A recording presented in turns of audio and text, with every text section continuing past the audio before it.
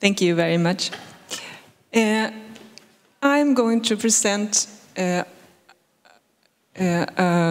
project, or a part of my former PhD project, which is about accessibility and safety in public transport for older vulnerable travelers. And I did this in cooperation with Birgitta Berglund, Mats Nilsson, Ragne Emerson, and Leslie Pendril, who were also my supervisors. And I'm going to present two studies from this project, in which the research purpose was to identify interrelationships among basic variables that we assumed would underlie accessibility, and where we could identify barriers that older persons had encountered, and identify consequences of those barriers encountered for travel behavior. And our conceptual model is that, if you can see, that accessibility is a function of ability, the travel behavior, and the barriers that you meet. So we started out with a questionnaire study that we sent out to 1,000 persons in Stockholm, aged 65 to 85, and we had a response rate of 57%, 54% were women and 46 men, and the mean age was 73 years old. And the constructs that we wanted to study were a kind of functional limitation or disease, the self-rated level of functional ability, different potential barriers that they could have met, travel behavior, mostly measured as travel frequency, and direct questions on accessibility, perceived accessibility. So, 72%, most persons said they had some kind of functional limitation, and most commonly vision impairment, hearing impairment, or cardiovascular disease. And however, they had a good functional ability, many of them. Many of these functional limitations that they had could be handled, for example, by glasses, hearing aids, and so on. So a majority found their self-rated functional ability to be good. Only 5% had a severely reduced functional ability, and that was mostly those who had a restricted mobility, chronic pain, or cognitive disorders. Also, a majority found accessibility to be good. Those who found it to be bad were 10%. But that was a function of functional ability. Those who had lower functional ability also found accessibility to be lower. And that was also true with travel frequency. Those who traveled infrequently found accessibility to be lower. So what kind of barriers did they meet, and what were the most serious barriers? For those who had a good or just moderately reduced functional ability, it was cost and timekeeping, punctuality. But for the travelers who had a severely reduced functional ability, for them it was their own health. If I would be healthier, I would travel more often, or if I could manage the whole trip, or if I would get help from staff, or if I would feel secure going to and from the station. So these barriers related to health and security. And the barriers most strongly associated with travel frequency was the more you traveled, the more important was cost, that the tickets were cheap. And the more infrequently you traveled, it was to become healthier, not being afraid of being harassed. If other passengers' attitudes become better, or if I don't have to travel underground. So again, this had to do more with health and security. So conclusions from the questionnaire study is that we could find associations among the constructs. Main barrier reductions for the whole group and for those who were quite well would be lower cost and shorter travel time, better punctuality. But for those persons with low functional ability, they had different barriers, health and security of different kinds. So the question was how to include persons with low ability in traveling. What could be changed in the travel and transport system for them to make it easier for them to travel? So I made an interview study to identify critical incidents that they had met that had impact on their traveling. And I also wanted to explore how their reactions to these incidents, how their cognitive, emotional, and behavioral reactions had caused them to change their travel behaviors. I used the critical incidents technique and interviewed 30 persons, mostly women. And here the mean age was a little bit higher. There were 2 independent judges who categorized the incidents, and every incident was categorized into 2 dimensions. I will show that soon. And we had an interjudge reliability on around 0.9. I could identify 469 incidents in total. Most of them were negative. And each incident was categorized into these 2 dimensions, a travel chain dimension and a travel environment dimension. And the travel chain dimension relates to phases, different phases in the travel chain. The ticketing phase, when you buy tickets, which could be before a trip or during a trip, but it is at some time in the chain. When you go to or from the station stop, when you're at the station stop, when you're going on off the vehicle, when you're on board, and more than just one part of the travel chain. And the travel environment dimension was about pricing, the system flexibility, how flexible it is, the transport system, the physical environment, information, fellow passengers, behavior, staff, and time and connection. So, 77 of these incidents were identified as being serious enough to impact their travel behavior. It could be that they had stopped traveling completely, or that they had stopped traveling with a specific travel mode, for example, not traveling with underground anymore, but only by bus, or vice versa, or not traveling alone. I also looked at the critical reactions, the reactions to these incidents, how they were thinking and feeling and behaving, both in the long and short term.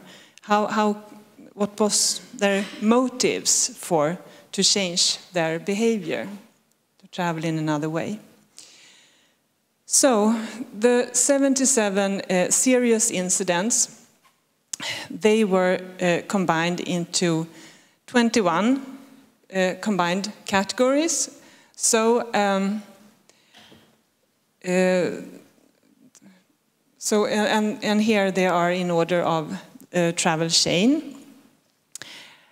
And the most commonly combined categories was the physical environment on board. There were 22 of the incidents. And examples of problems, of incidents that they had encountered were, for example, the double-decker train is unstable. It's difficult when you have balance problems or you get travel sick. I did not know where to place my walker and find a seat when the underground was crowded. I dare not try again. The train stops in a tunnel, it's unpleasant, or there is cramped space between seats. I have aching knees. Or there is not enough space for luggage. I must use a backpack, which is difficult also when you have balance problems on a train that is moving. Or unpredictable food supply when you're a diabetic, for example. And the next most common combined categories were physical environment, again, at station stops. And there was a lot of problems with elevators or escalators that were out of order. Or if they might feel vertiginous or moving too fast.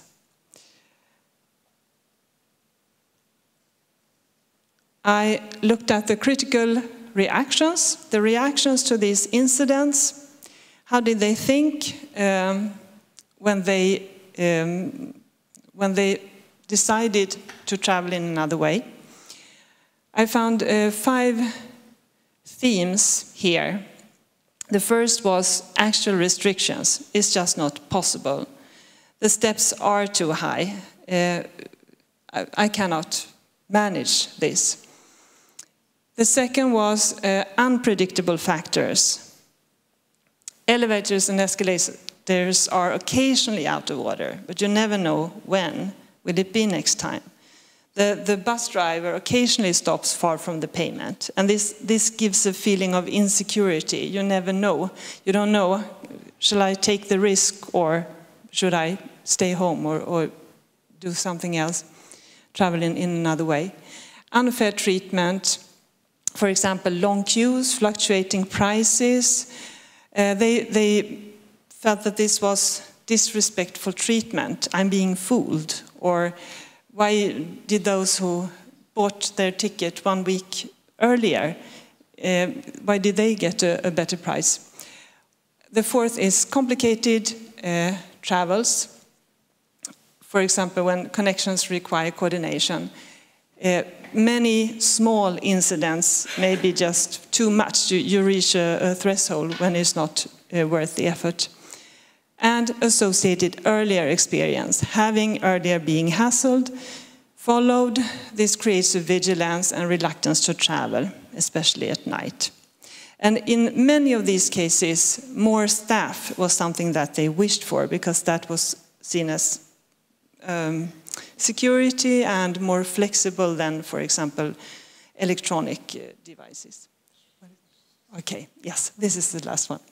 So the conclusions were that I could see critical reactions that had resulted in changed travel behavior, and the most frequently referred to the physical environment on board vehicles and at station stops. And they explained how, the reactions explained how certain incidents might change travel behavior, and unsafety was an important reason for this.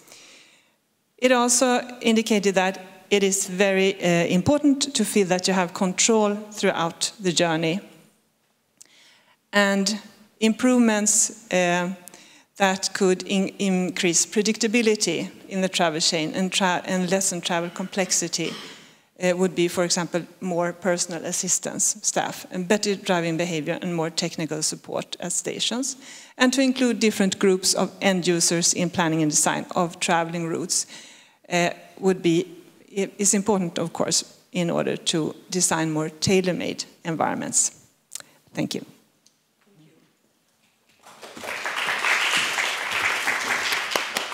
Thank you very much.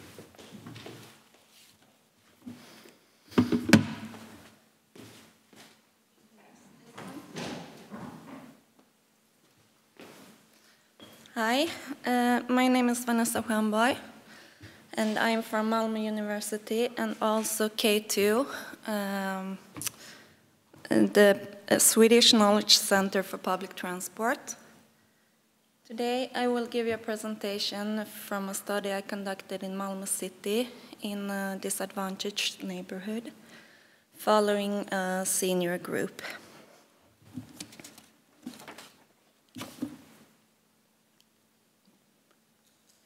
The aim of the study was to provide an understanding of the everyday life of older people in a Swedish urban neighborhood, with a special focus on the experienced fear of crime and how fear may affect the mobilities in later life.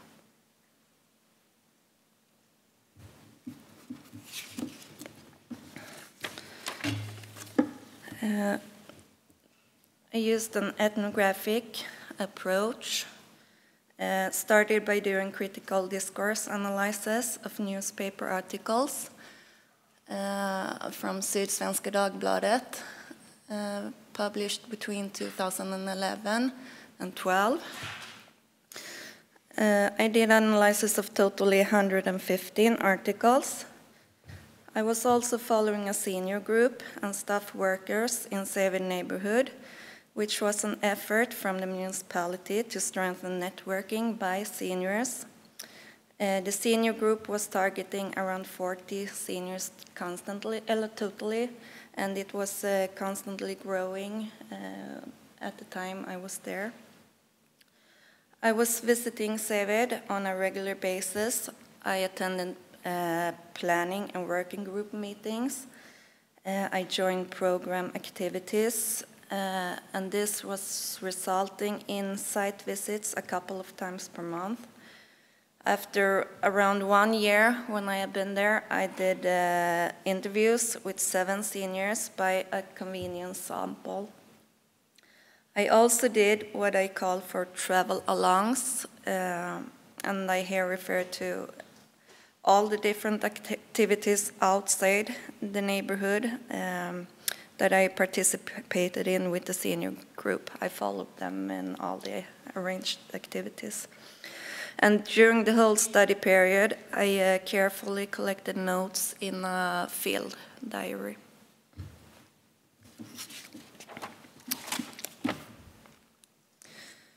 In the beginning, the senior group was mostly about thematic meetings with social coffee breaks and with invited guests from NGOs and so on.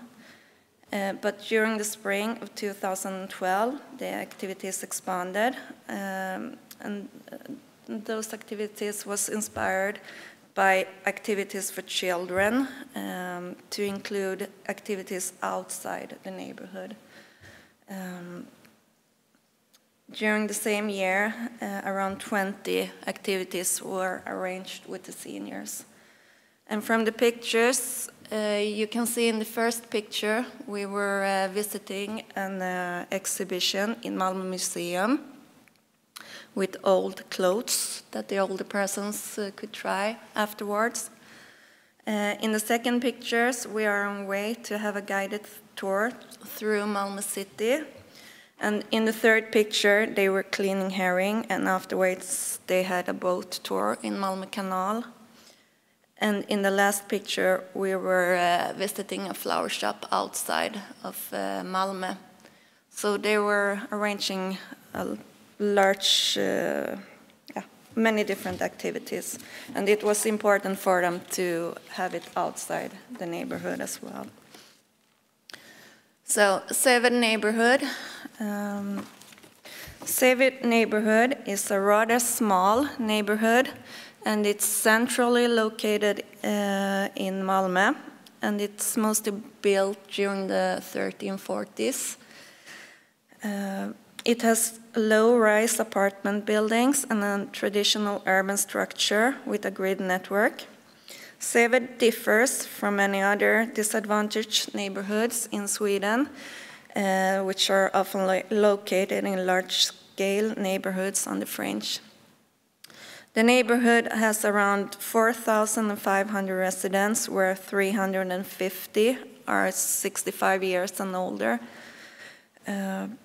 Around 60% are first or second generation of immigrants, and there is a high unemployment and a low average income. Another significant challenge in the neighborhood is that there has been a very neglected indoor and outdoor environment, probably a result of many landlords in a rather small area. It's around 15 hectares.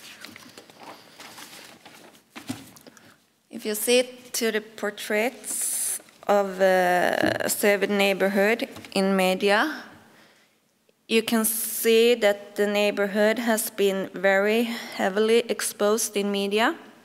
And here are some headlines which awakens questions about how the residents in the neighborhood has it, and they're among the older persons. One headline is, "Everyone is here in the hostage of gangs." Another one is, "The gangs have taken over," or "Camera surveillance in a street of violence in Säve." And here are some quotes from different articles.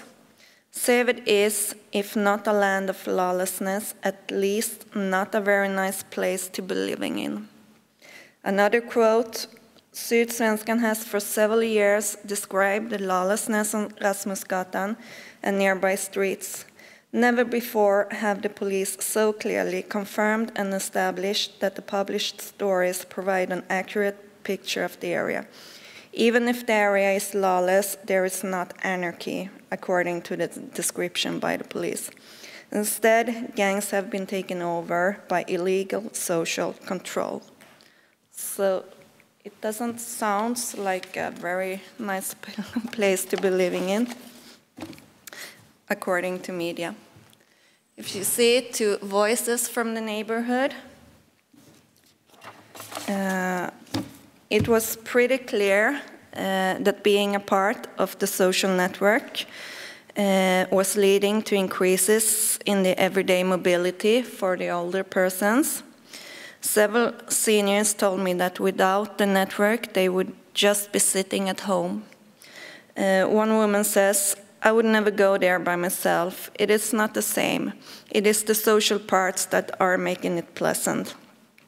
Another woman says, "I have been so lonely where I live. I do not know anyone anymore, but here I have met many new people."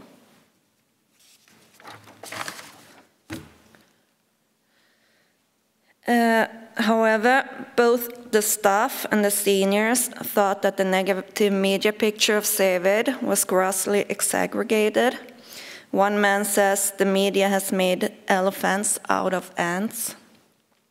And according to one staff member, the older people have also adopted a particular jargon, a tougher one, that relates to a certain kind of stronger behavior, according to him.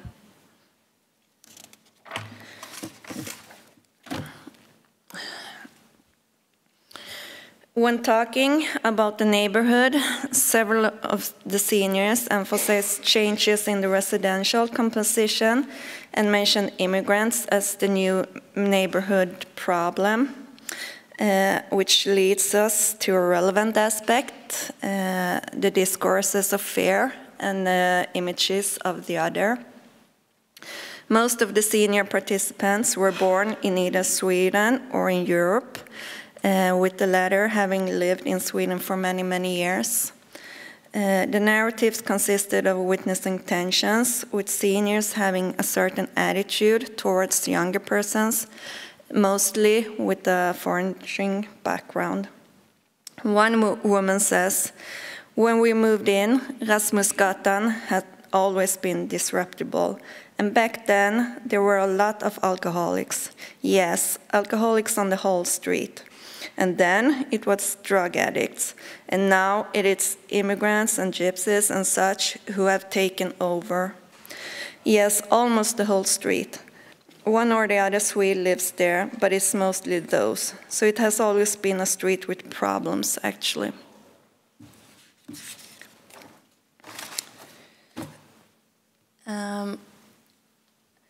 Overall, the seniors in Säved felt secure walking around in the neighborhood.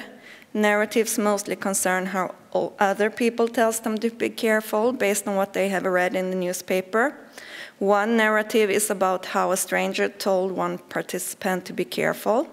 Another involves friends being scared of driving one of the older persons home to Säved. Another narrative is about how the children urged their parents to move out of the area, thus unsuccessfully. Fear of crime by persons outside the neighborhood causes restrictions on mobility and avoidance behavior because of imagined geographies, mainly created by the mass media. And here is one quote. "We had a dog before, and one time I had to go out in the middle of the night. Then a guy came passing by, and he asked me, 'How do you dare go out?'"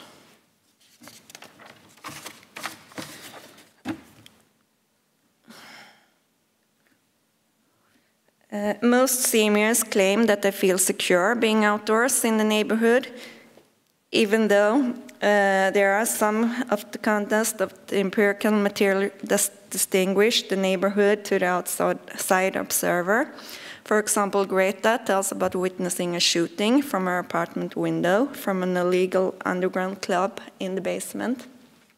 And she says, "Right there it was, and I see it. He puts up a gun and shoots right up in the air. Then all the people outside disappear.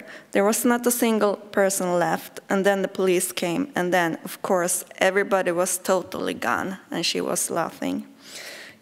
But yet she feels secure in Säved. "I never experienced anything unpleasant or such. I don't. I'm never scared or anything. Of course, I do not go out for walks late in the evening." 1 minute, okay. I will be quick. Remarkably, some of the Säved residents refer to fear of crime in places outside the neighborhood based on what they have read in the newspaper. Some even avoid those frightful places, and they mention they avoid taking local buses, especially during late evening or at nighttime. One woman says, "I don't like to walk far away because I'm a little bit scared they're a bit further up on Södra Förstadsgatan. Up there I feel pretty insecure. I've read in the newspaper that they are robbing there and such. And it was the same on the buses. I don't know, there's so much criminality there." So, to conclude, Säved is predominantly construed by media as unruly and as a place of lawlessness. However, according to the older people, the neighborhood is calm and secure during daytime. Consequently, a common conclusion among the seniors was that all the negative publicity the neighborhood gets in media must be based on incidents that occur during late evenings or night when they are not outside. Seniors refer to neighbors in the hood while talking about security, meaning that they know people in Säved and get along with them well. And they are also part of a larger network. They know where to turn if something should happen. They are familiar with the streets and street life and have been living in the area for many years, which probably are factors that influence the feelings of feeling secure in the home neighborhood. Thank you very much. Thank you.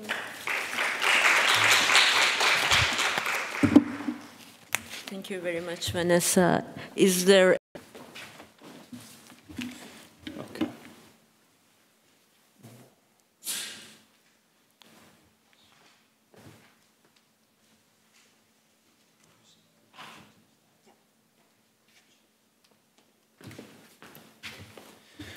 Good morning, everybody. I'm Riccardo Giallimetto, a partner of a teamwork that we deal with the social inclusion process, focusing on the making of disability inside the socio-spatial interaction between actors and context at the University of Padua. I'm here today to present a review study made with Professor Antonio Iudici.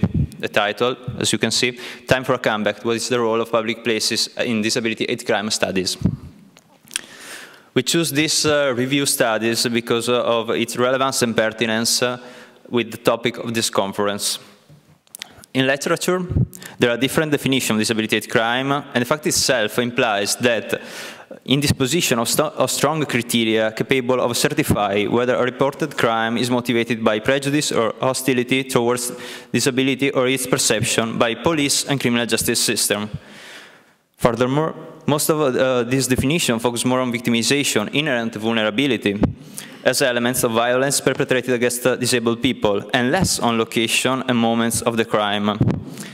So most of the study often neglect the role of social spaces, physical or virtual, in which hate crime takes place, giving back a placeless violent acts against these individuals. To explore this under research, So to explore this under research area and assess its theoretical as well practical implication into addressing crime and fear of crime in public places related on these people with disabilities, we recollect and describe the literature on how disability hate crime displays itself, focusing on the role of the context in performing or limiting, discouraging violence. We use a Scopus database, following the display procedure that you can see here. Okay. We choose to change point of view in this study, confronting of the other that are focused on inherent characteristics of disabled people. We try to change point of view and shed light on where they are, these people, when most of the incidents emerge, emphasizing the specific location where the interaction between perpetrator and disabled person take place. So we select articles that highlight the role of the context in performing on or discouraging disability hate crime, and identify 3 major places examined by literature. As you can see, virtual spaces, public institutions, and poor housing and deprivation. So starting for the first one, virtual spaces, new virtual environments and digital communication form encourage perpetration of specific strategy of violence that may create vulnerable situations.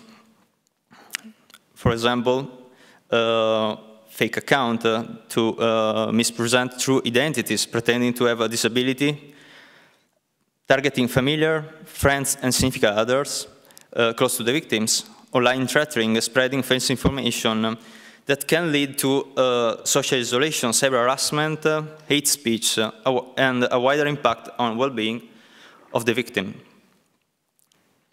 Concerning public institutions, when they become segregating or do not follow an inclusive perspective, what fails is the possibility to recognize the diversity of each individual, valorizing it, and the safe spaces.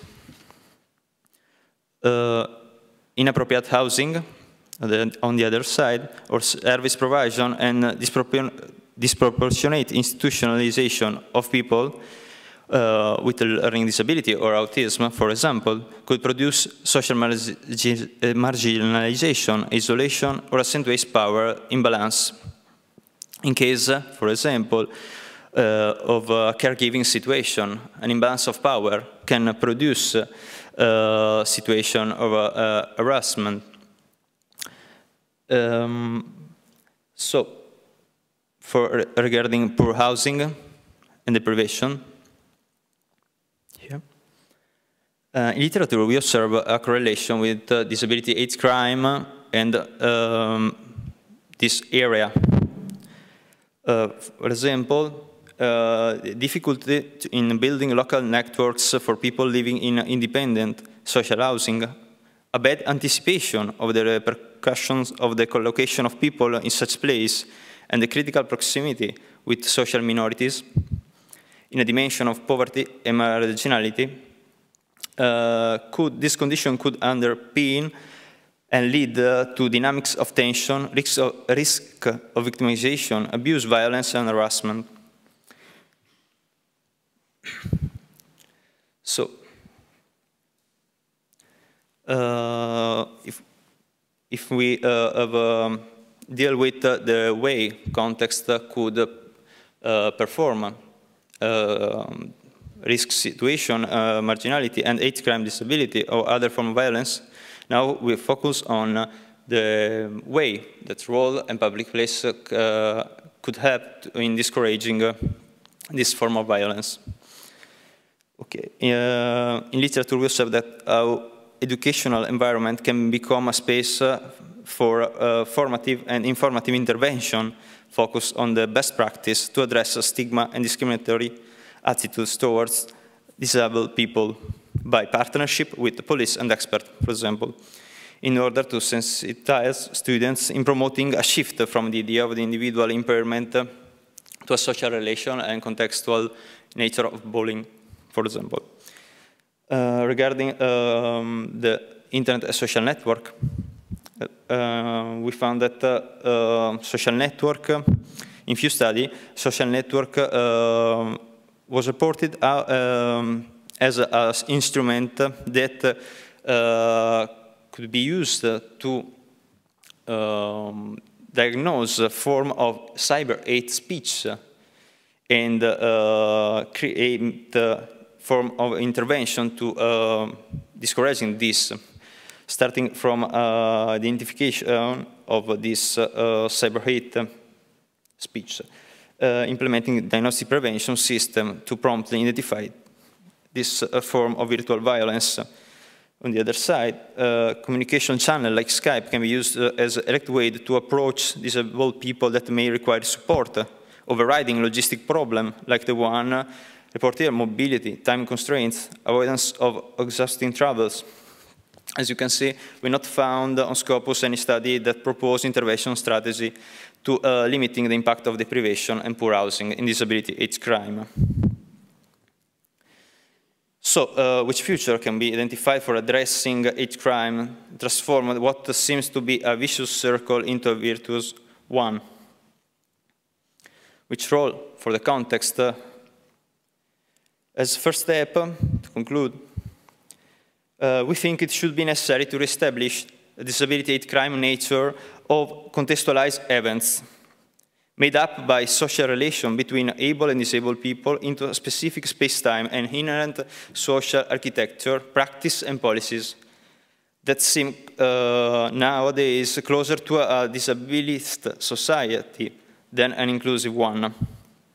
In fact, in safeguarding specific special rights, society is forced to create and use differences and subdivisions based on able-disabled dichotomy as human characteristics, ignoring the social condition that can produce disability. In fact, we think that it's in the interaction of those who live a specific context, of those bodies with impairment or not, who live in specific place, that move around, that can produce a form of violence or not, or prevent it. This is the reason why we propose a second step, a shifting from inherent vulnerability to situational vulnerability, learning to diagnose attribution error, false belief, and stereotypes even before impairment, tackling this disability hate crime with multi-agency working, as involving all the actors in the territory, like social service policies, police, counselor, therapists, disability experts, families, people with disability, and perpetrators itself. That there are actors, social actors, that inhabit a specific place, and just because of this, constitute that place and their dynamics. Finally, I would like to present an example of service architecture we are working on at University at Padua. A new way to create a network and reconceptualize, starting from the basic assumption, a new form of networking between service. So to promote a theoretical shifting from a homothetic service architecture to a generative service architecture, which aim to promotion health, which put the disabled people in a first position, because of services go to the users and not users to the service. The relations with the service and users are interaction with the context, working with shared objectives. All the actors in the context are the expert. All the voices that constitute the context could be taken into this project, sharing the same objective. And from this same objective, create and promote a new form of policies and practice and intervention for create a more safe place in the promotion and promote health for everybody in a dimension that connect all the territorial service. So that's all. Thank you for your listening. And I would like to thank Dr. Bamsar, Dr. Ceccato, and the organization committee for this precious opportunity to share different gaze, different way to exchange knowledge upon crime and safe places. Thank you very much. Thank you, Riccardo. And again, isolation and fear of crime in public places. Actually, this is a collaboration with Vania Ceccato as part of my PhD project. So the first question is why we should care about elderly. Like besides those human being rights that everybody knows, the proportion of the elderly population all around the world is increasing, and Sweden is not an exception. Today, 19% of the total population of Sweden is older people, and by 2020 it will be about 1/4 of the population. So in the literature, it is indicated that the elderly people feel more fear, while the rate of crime and victimization is still low. There are some reasons for this pattern, which includes like individual factors, decline in health, make somebody to feel more defenseless maybe, having a story of victimization or being heard about someone else's victimization, fear of unknown, the changes that is happening from the past to the present maybe seems for the elderly unfamiliar, and it make them some sense of insecure inside themselves. And sometimes, yeah, they may feel anxiety, but they show it as a fear. So especially for the situation related to the income after the retirement. But the main thing is that fear may restrict the elderly mobility and may seize them to go out, according to the literature. And when people feel fearful, they may take 4 different behaviors as a response to this fear, which is avoidance behavior, protective behavior, behavioral and lifestyle adjustment, and also collective behavior. And also there is a link between the features, physical and social features of the environment and the rate of victimization and crime, and also fear of crime in the population that we are studying. Based on these facts, we are going to see in this map, you can see my study area, which is Hässelgården Senior Housing, located in Vällingby. Hässelby is kind of periphery in Stockholm, periphery area in Stockholm. And so I have like 3 different parts. One is Hässelgården Senior Housing, that I went there and made the interview and survey, and also a field work. And then we have a Stockholm Safety Survey for Hässelby as a neighborhood, and also City of Stockholm. So the questions or hypothesis of this study is if the residents of Hässelgården Senior Housing feel more fearful or have experienced crime and disorder higher than the people living in neighborhood Hässelby or in city of Stockholm. The second hypothesis is about if this incident of crime take place outdoors and if it is like it happens in the area with poorer indication of social and physical features of the environment. The third one is about, we want to see if the use of outdoor space, if people, elderly people living in this senior housing, spend most of their time in the summer rather than in the winter. And the last one is if this fear, if they feel fearful, this may restrict their mobility or not, or what kind of a strategy do they choose to tackle with. So as I already said, the data and method, the method that I use is mixed method approach, which is like using a spreadsheet for the basis of my analysis, and also we made use of a Stockholm safety survey for Hässelby neighborhood and Stockholm city, and we did a field work and inspected both indoors and outdoors area, the features that may facilitate the crime taking place. You can see it maybe, yeah, this is the demographic characteristics of our sample in the Ethel Gordon senior housing. We actually could interview with 27 persons who live there, and in the left column you can see the physical features that we already inspected in that area. And the second column, it's about like a Stockholm safety survey, the features that were available on that data. Yeah, this is the results.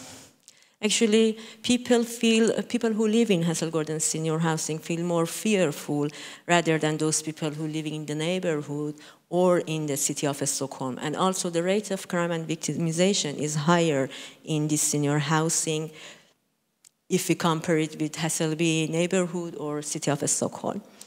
And there are some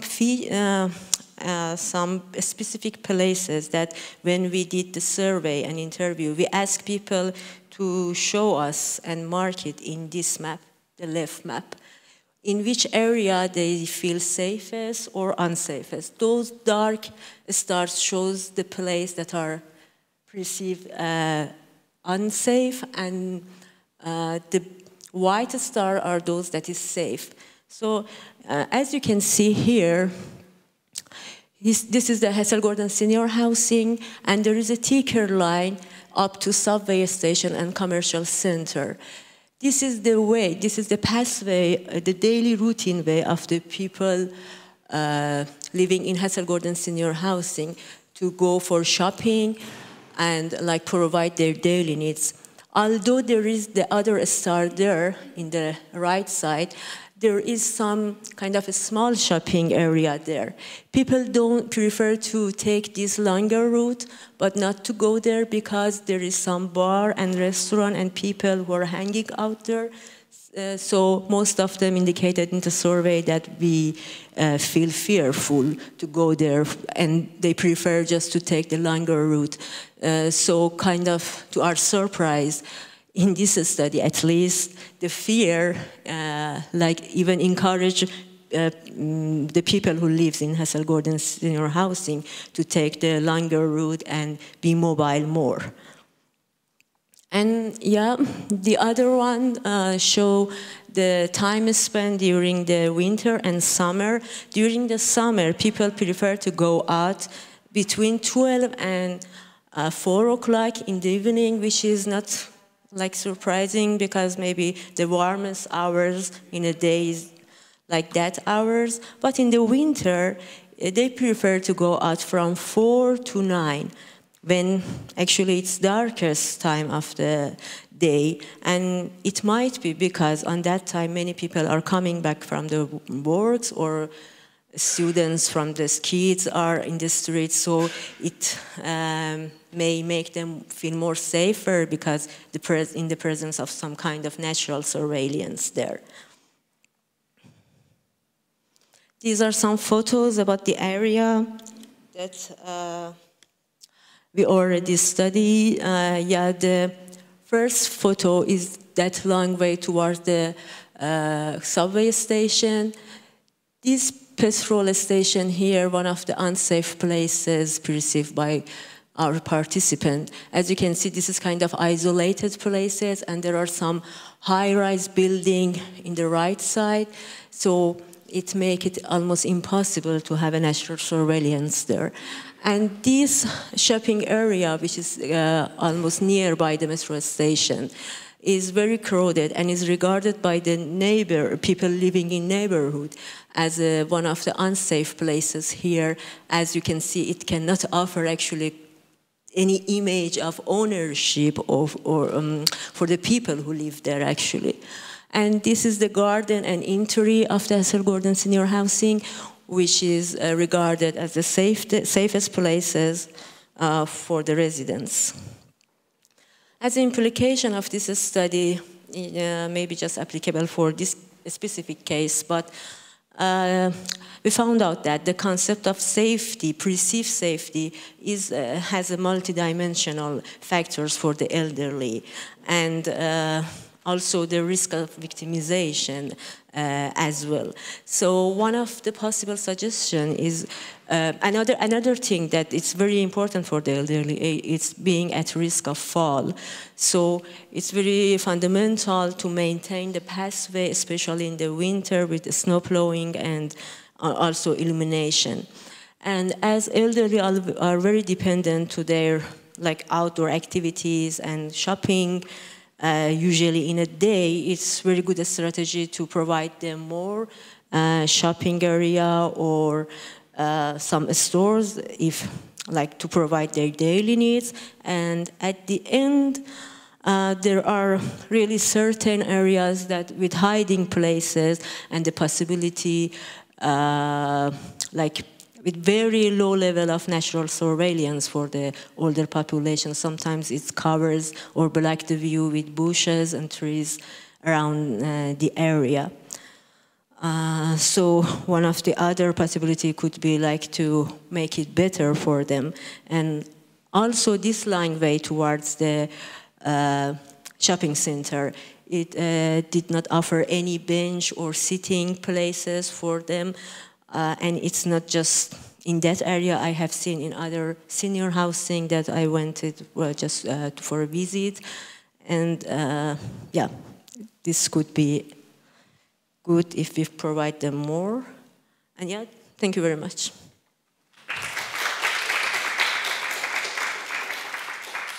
So I wonder if there is any questions, please. No? So I think we can, yeah, okay. I think we can finish. It's almost 12:31. And thank you very much for coming here. Thank you all the speakers. And yeah, please help yourself with the lunch in the downstairs. Thank you.